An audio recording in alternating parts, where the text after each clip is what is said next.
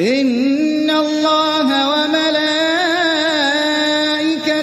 يصلون على النبي يا أيها الذين آمنوا صلوا عليه وسلموا تسليما.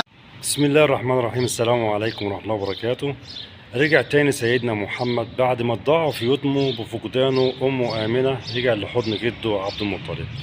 رجعت بركة بسيدنا محمد لجده عبد المطلب اللي مجرد ما شافها بدأ إن هو يبكي ويوصيها ويقول لها تخلي عينيها عليه دايما وما يفارقش عينيها وما تفارقوش أبدا وما تغفلش عنه لحظة، لأن الأحبار اليهود أو أهل الكتاب مستنيين أي فرصة علشان يتمكنوا من محمد.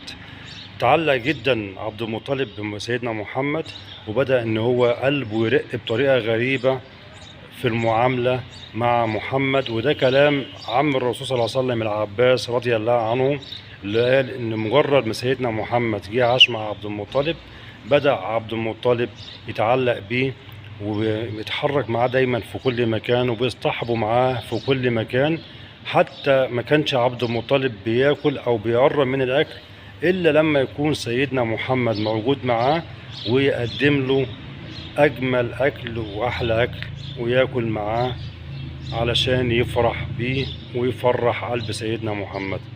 كان عبد المطلب عامل مكان كده في حجر الكعبة، فراش كده او مكان بيقعد فيه دايما بما انه من اسياد قريش وممنوع اي حد يقعد في المكان ده، لدرجة ان حرب ابن امية وده تاني واحد في قريش بعد عبد المطلب ما كانش بيقعد على الفراش ده او المكان ده طول ما عبد المطلب موجود. بدأ سيدنا محمد يكبر ووصل 7 سنوات وبدأ ان هو يقعد مكان جده عبد المطلب. اعمامه اعترضوا او بدأوا ان هم يوجهوه ان هو يقوم من المكان ده علشان ده مكان جده، لكن عبد المطلب فرح جدا وشاف سيدنا محمد ان هو ليه شأن كبير وليه منزلة كبيرة، ومحمد نفسه شايف نفسه في منزلة كبيرة علشان كده بيقعد في المكان ده. فرح عبد المطلب بيه وكان دايما يقعده على يمينه وهو قاعد على المكان ده ويقول لأولاده ان ابني هيكون لي شأن كبير فخلوا بالكم منه علشان أهل الكتاب مستنيين ان هم يتمكنوا منه. يحكي العباس ان عبد المطلب كان قاعد في يوم في المكان المخصص ليه في حجر الكعبة وكان قاعد معاه ضيف اسقف من نجران في اليمن، والاسقف ده اعلى رتبة من الرهبان عند النصارى، وكان بيتكلم مع عبد المطلب بيقولوا ان هيجي نبي من ولد اسماعيل وهيولد في مكة وصفاته كذا وكذا وكذا، وكان بيحكي الصفات اللي هي مذكورة عندهم في الكتاب عن النبي اللي هيجي من مكة من ولد إسماعيل. في اللحظة دي دخل سيدنا محمد على جده عبد المطلب، فمجرد ما الأسقف ده شافه بدأ إن هو يبص لسيدنا محمد ويتفحص سيدنا محمد ويبص لعينيه ويبص لملامحه، وبدأ إن هو يبص لعبد المطلب ويقول له هو ده هو ده. عبد المطلب استغرب من كلام الاسقف فقال له ازاي؟ قال له هو ده النبي اللي انا بتكلم عنه. ماشي، مين ده؟ قال له ده ابني او ده ابني، وبدأ ان هو يتكلموا عن ابنه. قال له لا، بس اللي مكتوب عندنا في الكتاب ان هو هيولد او النبي ده هيولد يتيم.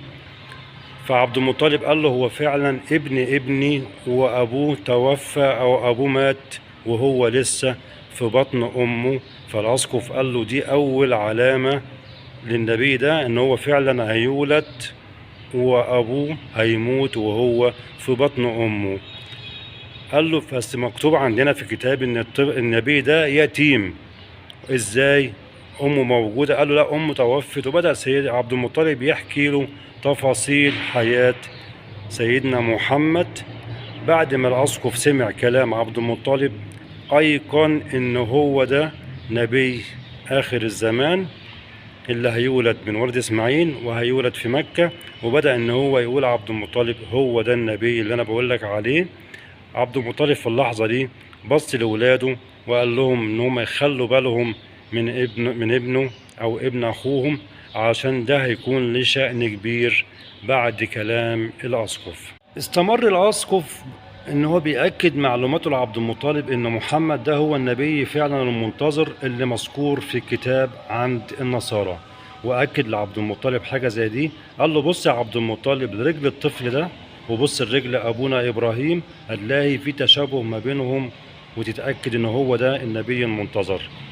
كان في حاليا اللي راح عمره هناك وراح السعودية، في قفص ذهبي هناك عند الكعبة هناك، ده في صخرة عليها قدم، محفور عليها قدم سيدنا إبراهيم عليه السلام.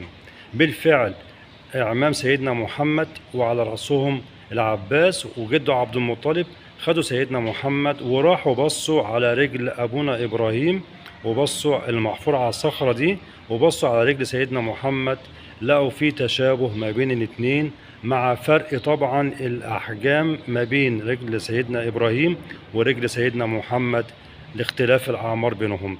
أكد الأسقف المعلومات اللي هو عايز يوصلها لعبد المطلب إن محمد هو النبي المنتظر، وأكد له إن ألد أعداء سيدنا محمد هم اليهود، وحذروا من اليهود على سيدنا محمد. بكده نوصل لنهاية الفيديو النهاردة. تابعونا عشان نعرف السيرة الذاتية سيدنا محمد أكتر وأكتر، ده اللي هنعرفه في الفيديو الجاي إن شاء الله. بس قبل ما أختم الفيديو لازم نصلي ونسلم ونبارك على سيدنا محمد سيد الخلق أجمعين. اللهم صل وسلم وزد وبارك على سيدنا محمد وعلى آله وصحبه وسلم تسليما كثيرا. أشوفكم في فيديو جديد إن شاء الله. السلام عليكم ورحمة الله وبركاته.